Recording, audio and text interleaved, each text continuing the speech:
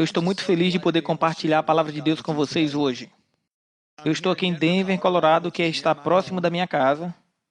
E aqui está o escritório dos nossos ministérios. E nós também temos escritórios em Sydney, na Austrália e no Reino Unido. E Deus nos chamou para fortalecer o corpo, para fazer aquilo que Deus nos chamou para fazer. E hoje nós vamos falar como estar debaixo de autoridade. E isto está escrito em meu livro chamado Debaixo de Suas Asas. Nós vamos começar hoje a estudar em Romanos capítulo 13. No versículo 1 diz que toda pessoa... antes de eu ir adiante, perguntar, toda pessoa inclui você? Deixa eu perguntar, você está incluído aqui? E você diz, claro que estou. Que toda pessoa esteja sujeita às autoridades superiores. E leia a próxima parte com cuidado. Pois não há autoridade.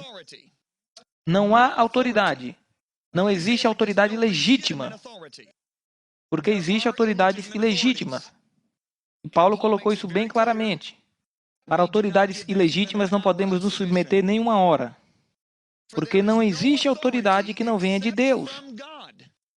E as autoridades que existem foram ordenadas por Deus.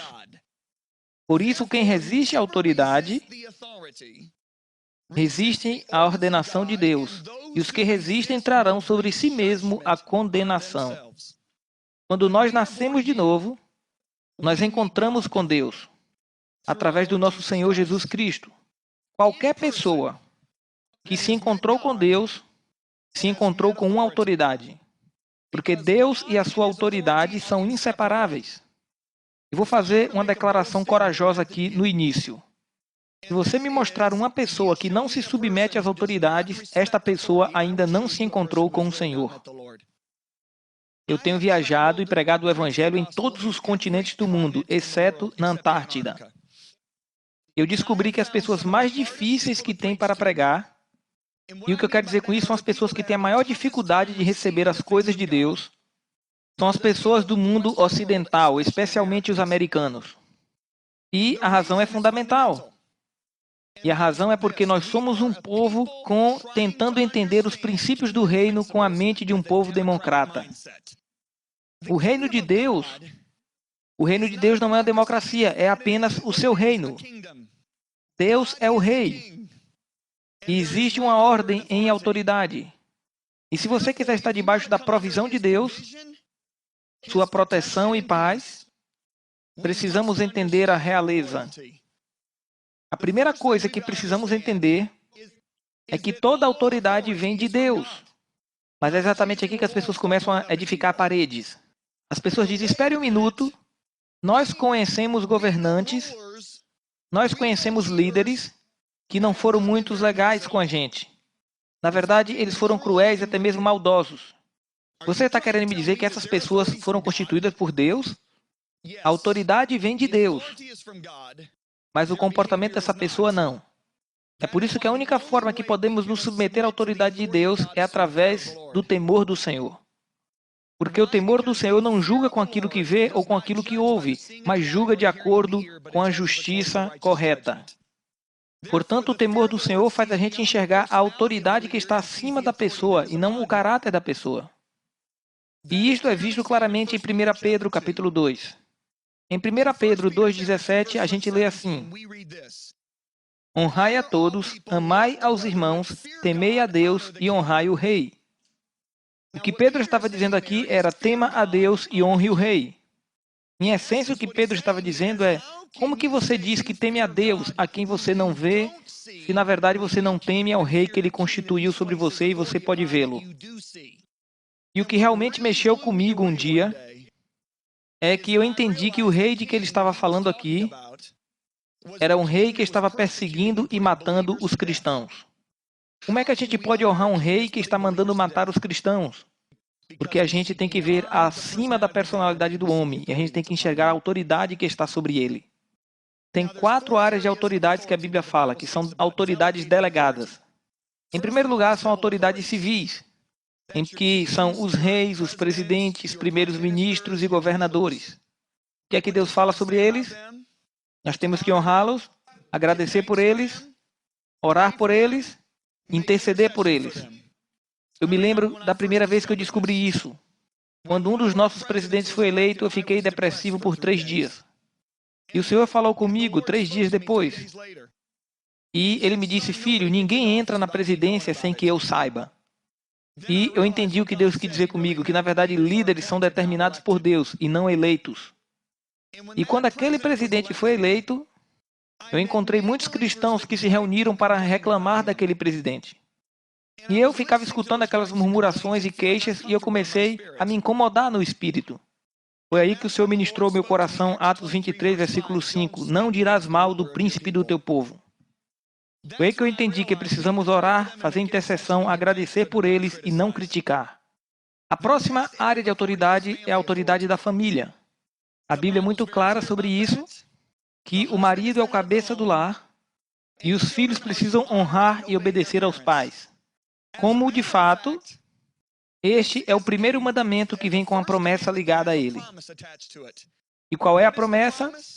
Se você obedecer e honrar os seus pais, você terá uma vida longa e tudo te irá bem. Você tem uma aliança e uma promessa de Deus que você não vai morrer prematuramente de doença ou acidente de carro se você honrar os seus pais. A terceira área de autoridade são autoridades sociais. Nossos professores, nossos chefes, patrões e etc. Pedro fala sobre isso no versículo 18. Funcionários e empregados sejam submissos aos seus chefes e patrões, com todo o temor que é o temor do Deus, não apenas para aqueles que são bons e gentis, mas também para os maus. A palavra grega para mal aqui quer dizer que são líderes tiranos, pessoas más. Como que Deus pode pedir a gente para se submeter para líderes tiranos e maus? Por 3 razões. Em primeiro lugar, isso cria espaço para o julgamento de Deus. Em segundo lugar, fortalece o seu caráter. Em terceiro lugar, isso te posiciona para receber a sua bênção. Você lê os capítulos 2, 3 e 4, você vai ver isso claramente. E a quarta área de autoridade, eu quero realmente focar agora, é a autoridade da igreja. E é aqui que nós vamos estudar o resto desta lição. Nós vamos mergulhar nisto agora. Hebreus 13, versículo 17 diz assim: obedecei a vossos guias e submetei-vos a eles. Eles velam por suas almas, veja que são líderes espirituais. Como que há de prestar contas? Obedecei-lhes para que eu faça com alegria e não gemendo, pois isso não vos seria útil. Perceba de que não é útil para você se você não se submeter. Deixa eu esclarecer mais isso aqui. Eu não estou falando isto para defender os líderes. Eu tenho uma família maravilhosa, eu tenho 23 funcionários que são maravilhosos. Eu não sou um pastor, mas eu viajo quase 400 mil quilômetros por ano para pregar o Evangelho. Então, eu não sou um líder tentando obrigar as pessoas a se submeterem. Mas, antes, eu sou aquele que já andou e está debaixo de autoridade também. Eu trabalhei para 2 ministérios internacionais nos anos 80. Um tinha 150 obreiros e o outro tinha mais de 400. E eu cometi muitos erros graves. E eu paguei por aquilo. E eu não quero ver ninguém pagando por isso também. Porque Romanos diz que aqueles que resistem à autoridade trarão julgamento sobre si mesmos. Esta aula é para evitar que este julgamento caia sobre você mesmo. Paulo disse que obedeça àqueles que governam e sejam submissos. Diga isso comigo, obedeça e diga ser submisso. Tem uma diferença entre obediência e submissão. Quantos de vocês sabem que você pode obedecer, mas não necessariamente se submeter? Eu lembro quando eu aprendi isso. Eu estava trabalhando para uma igreja muito grande lá em Dallas, no Texas. Nós tínhamos 8.000 membros. E o meu pastor e a sua esposa me chamou para trabalhar lá, para ser o assistente executivo. Isto era um grande título para o trabalho de um servo. E minha função era cuidar das suas necessidades pessoais. Fazer as compras, pegar os filhos deles na escola, cuidar dos carros, limpar e tudo mais. No primeiro ano e meio, foi como uma lua de mel, eu amei. Mas às vezes eu me encontrava chorando. E dizia, Deus, tem 8.000 pessoas nessa igreja, por que o Senhor me escolheu para servir este homem de Deus? Depois de 1 ano e meio, a lua de mel acabou. Agora eu comecei a criticar o meu pastor. Eu achava que estava tendo discernimento, mas na verdade eu estava sendo crítico. Qualquer pessoa pode ser crítico. Tudo que você precisa são 2 olhos e um cérebro carnal. Porque o discernimento verdadeiro está enraizado no amor de Deus. Porque Filipenses 1, do versículo 9 ao 11, diz que o seu amor possa crescer em todo discernimento. E o verdadeiro discernimento está enraizado no amor de Deus. Então, a próxima vez que você achar que está discernindo algo sobre alguém, faça a si mesmo uma pergunta: será que eu morreria por aquela pessoa? Porque o amor de Deus entrega a sua própria vida. Porque se você não tem o desejo de morrer por aquela pessoa, significa que você não está discernindo, você está sendo crítico. Então, eu estava sendo muito crítico com o meu pastor, ainda que eu achava que estava tendo discernimento. E se passaram 6 meses, e eu não conseguia entender uma coisa do que o meu pastor pregava. E ele era um dos grandes pregadores da América. Mas semana após semana, eu sentava no mesmo lugar e não entendia nada do que ele pregava. Então a grande palavra em volta da minha casa era essa: eu não estou sendo alimentado. E eu falei isso por meses. Finalmente, nós fomos a um jantar com outro casal que frequentava a igreja. E o esposo dela também trabalhava na igreja. E eu abri o assunto naquele jantar. Eu disse: sabe de uma coisa, eu não estou mais me alimentando lá. E ele disse: a gente também não está sendo alimentado. Oh, meu Deus, aquilo feriu. Pela próxima hora, a gente ficou discutindo por que a gente não estava sendo alimentado. Uma conversa muito ruim, certo? E nós chegamos à seguinte conclusão: que Deus estava preparando para lançar a gente no nosso próprio ministério, e por isso Ele estava nos secando ali da videira. Para que quando a gente saísse da igreja, a gente não tivesse saudade daquele ensino maravilhoso que estava sendo ensinado lá. Então, eu e a minha esposa saímos daquele jantar muito felizes, e 2 dias depois eu estava em oração. E o Espírito Santo falou comigo: o problema não está com o seu pastor, o problema está com você. Você sabe que quando Deus fala algo assim, você pensa: Senhor, o Senhor está falando com a pessoa certa? Sou eu, John, eu te amo. Mas eu aprendi uma coisa, e foi isso. A Bíblia diz que quando Jesus retornar, nós seremos iguais a Ele. Está em 1 João, capítulo 3. E se a gente for ser igual a Jesus quando Ele voltar, isto significa que um de nós vai ter que mudar. E eu tenho novidade para vocês que não entendeu ainda a mensagem: não vai ser Jesus que vai mudar. Isto significa que a maior parte do que Deus vai tratar em minha vida vai ser me corrigindo, porque Deus corrige aqueles a quem Ele ama. Por isso que Paulo diz que devemos repreender, corrigir e exortar. A maioria disto é correção. Então Deus me disse: o problema não está com seu pastor, está com você. Eu perguntei: Senhor, qual o problema que tem comigo? E ele disse: filho, o que é que está escrito em Isaías capítulo 1, 18 e 19? Está escrito: se quiseres e me ouvirdes, comereis do bom desta terra. E eu falei: pare aí, porque aí está o teu problema. Eu disse: Senhor, eu estou sendo obediente, estou fazendo tudo o que o Senhor me mandou. Eu disse: filho, não está escrito: se você me obedecer, você comerá do bom da terra. Mas se você quiser me obedecer, você comerá do bem dessa terra. Porque a obediência tem a ver com as suas ações. Porque o querer me obedecer tem a ver com a sua atitude, e a sua atitude cheira mal.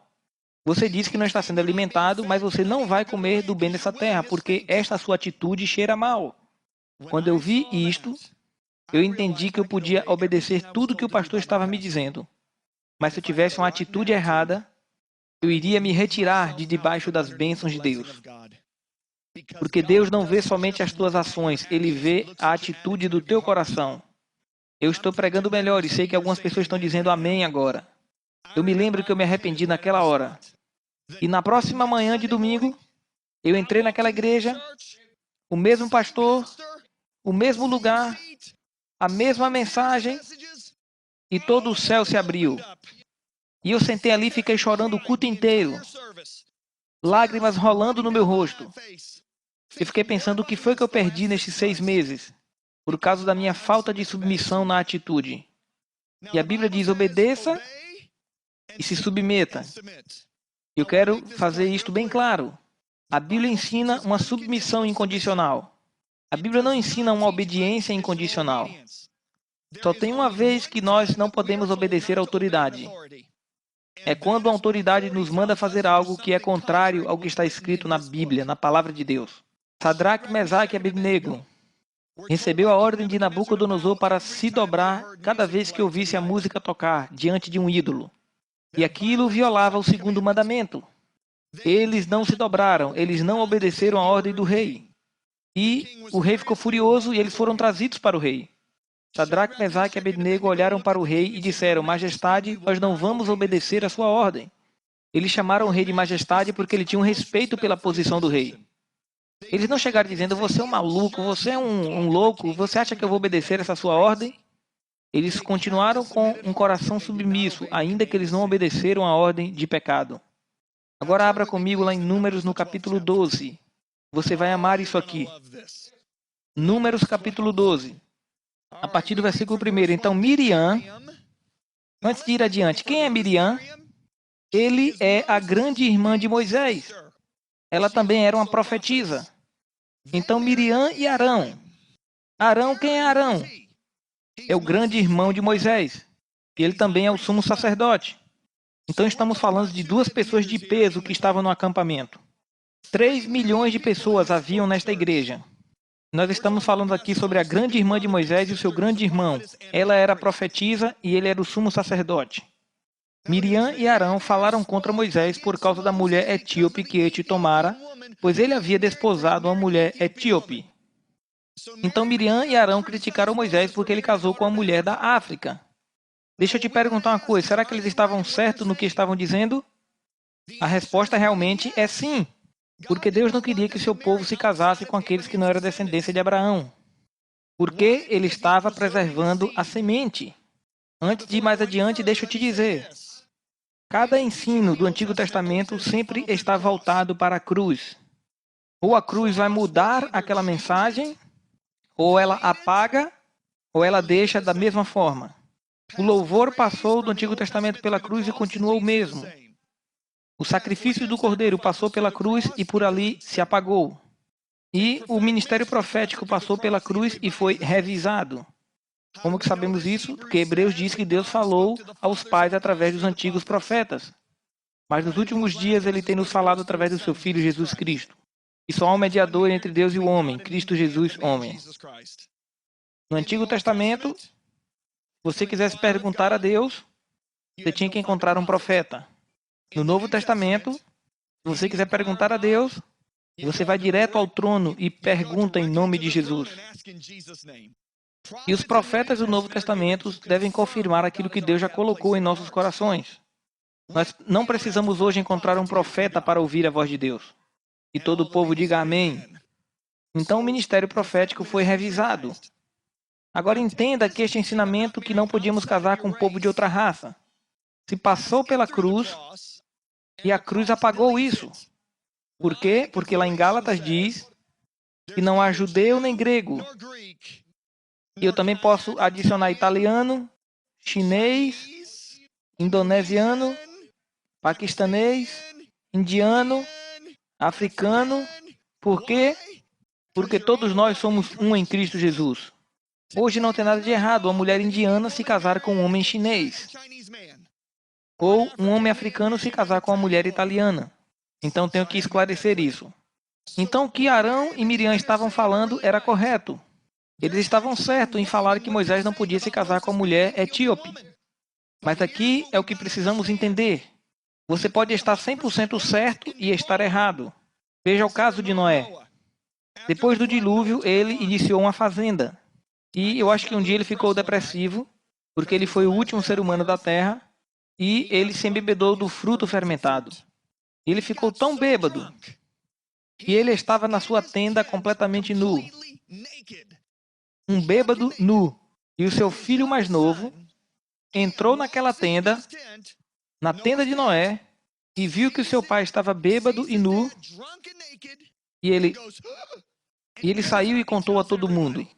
E todo mundo naquela época era apenas Sem e Jafé. E ele falou, cara, nosso pai está bêbado e nu.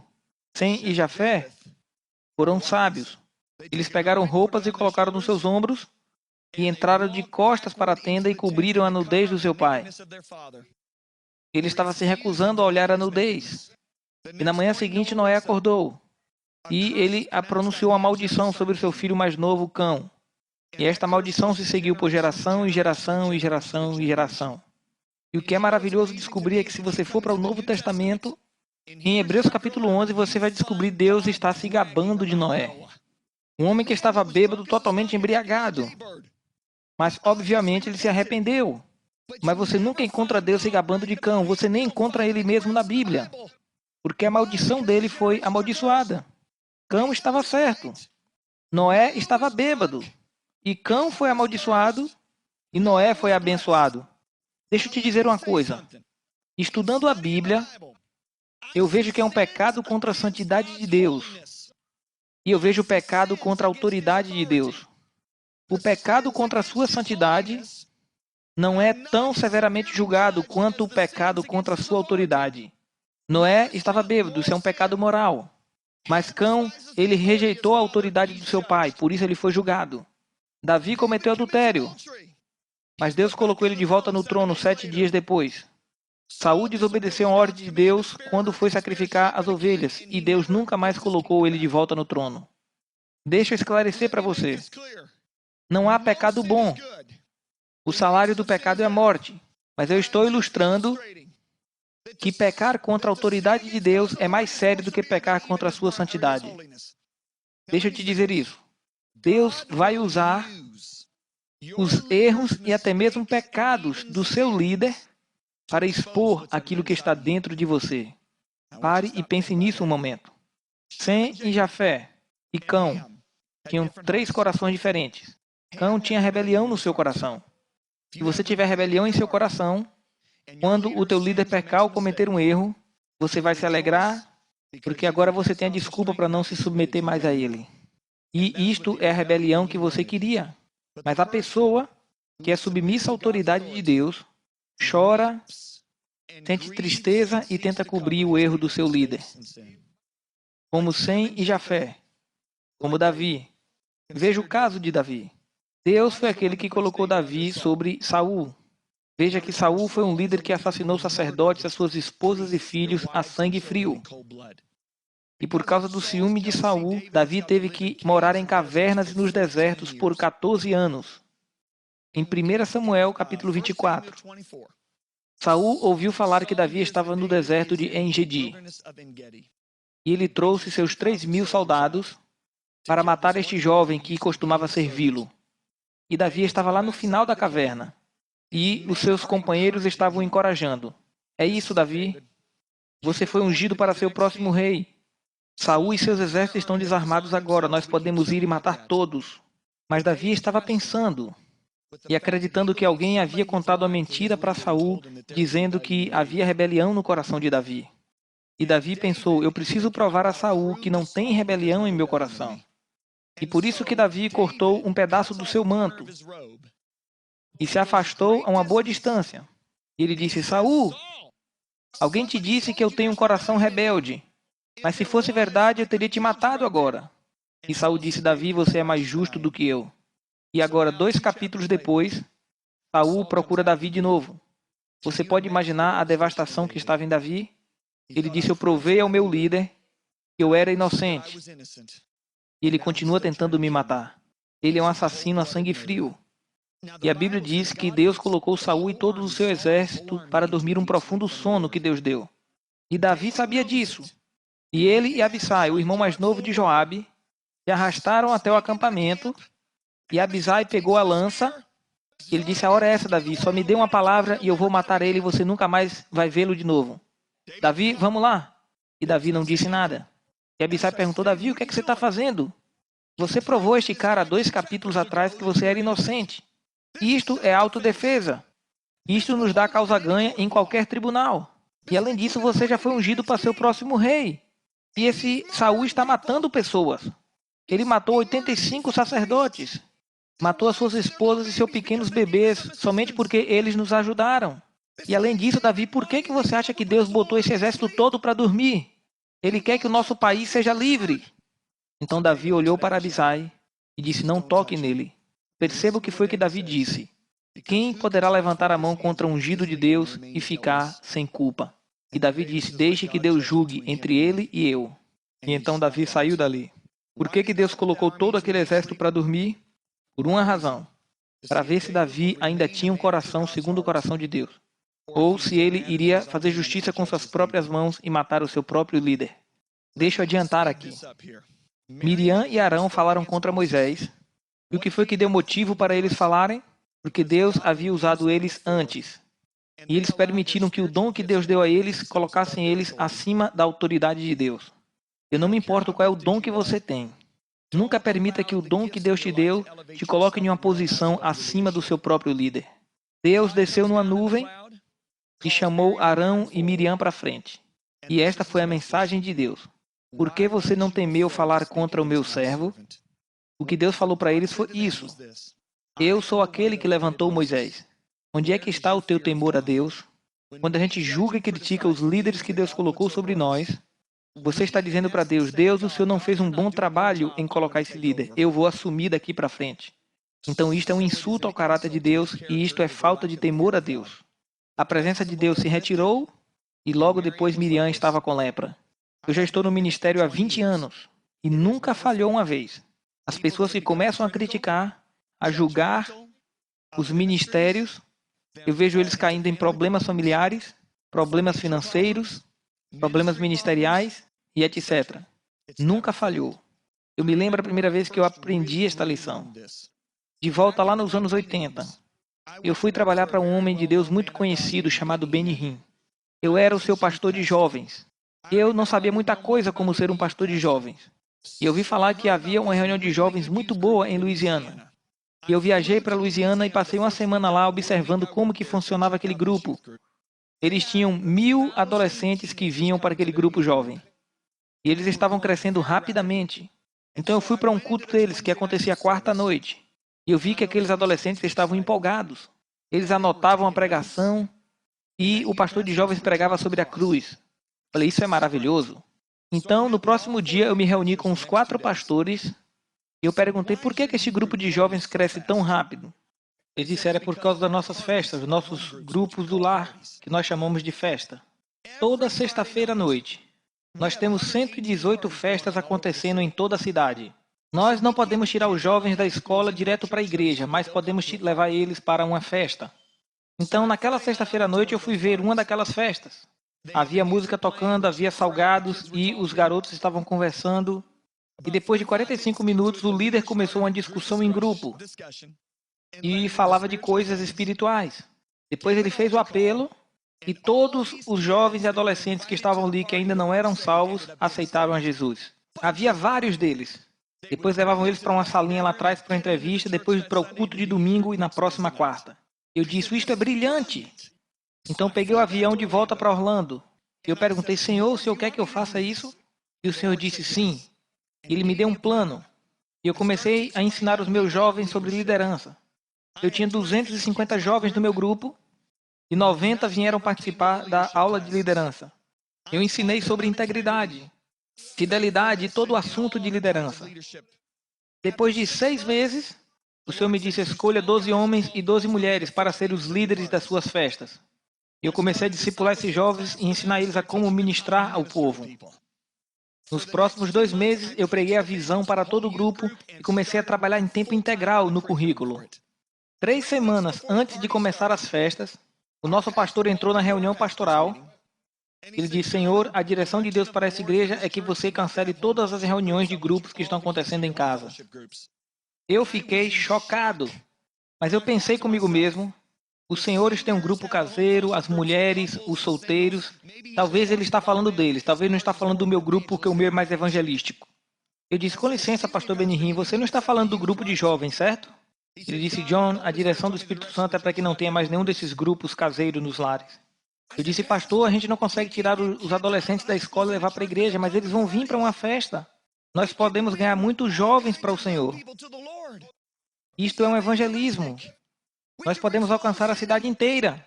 Ele disse, John, a direção do Espírito Santo é para não acontecer mais esses grupos na igreja. Eu discuti com ele por 20 minutos e depois eu calei a boca. Eu deixei aquela reunião e eu estava furioso. Eu dirigi para casa. Eu pensei, foram 8 meses de trabalho. É todo o foco do nosso grupo de jovens. Ele está impedindo os jovens de serem salvos. Eu não vou conseguir tirar os jovens da escola e trazer para a igreja. Mas eles vão para festas. Eles vão ouvir o evangelho. E eles vão ser salvos. O que será que ele quer dizer que o Espírito Santo disse que não pode ter mais esse grupo? Isto é um pesadelo. O que é que você quer dizer com isso? O Espírito Santo me disse. Se Deus me falou 8 meses atrás para fazer isso, eu entrei na minha casa. A minha esposa passou pela porta da frente. Eu disse, querida, você não vai acreditar, mas o pastor cancelou todos os grupos. Eu trabalhei nisso por 8 meses e ele cancelou. Ela me disse, bem, parece que Deus está tentando te ensinar alguma coisa. E ela saiu andando. Agora eu estava chateado com a minha esposa também. Para essa esposa insubmissa. Ela foi para o quarto e eu fui para a cozinha, para o caminho oposto. E eu sentei lá na cozinha. O Espírito Santo falou comigo. Ele disse, filho, qual ministério você está edificando, o seu ou o meu? Eu falei, estou edificando o seu. Ele disse, não, você não está. E eu comecei a discutir com o Senhor. Ele disse, filho, quando eu te coloquei neste ministério, eu fiz de você uma extensão deste homem de Deus. Porque eu só coloco uma pessoa sobre cada ministério. E quando você estiver no dia do julgamento, você não vai dizer o tanto de almas que você ganhou para mim, mas o tanto que você foi fiel ao homem que eu te coloquei para servir. Ele disse, filho, você pode ganhar todos os jovens da cidade de Orlando, na Flórida, e chegar no dia do julgamento, você ser julgado por rebelião e perder o crédito de todas as almas que você ganhou. Quando ele me disse isso, o temor do Senhor tocou em mim. Ele disse, se você continuar nesse caminho, você vai acabar dividindo a igreja. Eu corri para o telefone, telefonei para o pastor Benihim. Eu disse, Senhor, me perdoe. Eu estou em rebelião com Deus e estou em rebelião com o Senhor. Eu vou cancelar esses grupos imediatamente. Eu desliguei o telefone e o Senhor me perguntou, como que você vai falar agora para os seus líderes? E eu me vi naquela situação. Chegando para os meus líderes, eu ia dizer, jovens, eu sei que vocês trabalharam nisso por 8 meses, mas o pastor Benihim cancelou todos os grupos e as festas. E naquela visão, eu vi que todos eles iam fazer assim, o quê? Ah! Todos eles iam ficar com raiva do pastor Benihim. E eles iriam me ver como vítima. O Espírito perguntou, é isso que você quer? Eu disse, não, Senhor. Deixa eu te dizer uma coisa.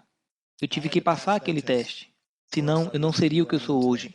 Eu não estaria falando para você aqui hoje. Que a única maneira de ter autoridade é estar debaixo de autoridade. Mas alguém me disse, John, você orou por aquilo. E Deus falou para você fazer. Está certo. Ele fez. Ele fez isso para saber se eu iria obedecer a voz dele através do meu pastor 8 meses depois. Você quer me dizer que Deus vai mandar você fazer uma coisa para depois de 8 meses ele dizer a você para não fazer mais? Sim. Deus não falou para Abraão para fazer alguma coisa e 3 dias depois que Abraão iria fazer, ele disse para não fazer? Quando ele mandou sacrificar Isaac? Deixa eu te dizer uma coisa. Deus mesmo é que estabeleceu as autoridades. E debaixo da autoridade dele tem provisão, proteção e paz. Aprenda a ouvir a voz dele e a voz dos líderes que ele colocou sobre você. Amém? Se você for insubmisso, se você tem uma atitude má, ou se você se rebelou, curve a sua cabeça agora e ore isso comigo. Pai, perdoa-me, eu estou em desobediência a Ti. Eu não entendia. E não se submetendo àqueles que o Senhor colocou sobre mim, que se eu resistindo a eles, eu estaria resistindo à Tua autoridade. Perdoa-me e me limpa. Eu escolho me submeter à Tua autoridade. Em nome de Jesus. Amém. Agora escutem. Você vai se sentir muito melhor. Você vai prosperar, porque você vai estar debaixo da proteção de Deus. E foi um prazer compartilhar a palavra de Deus com você hoje. Eu amo vocês muito.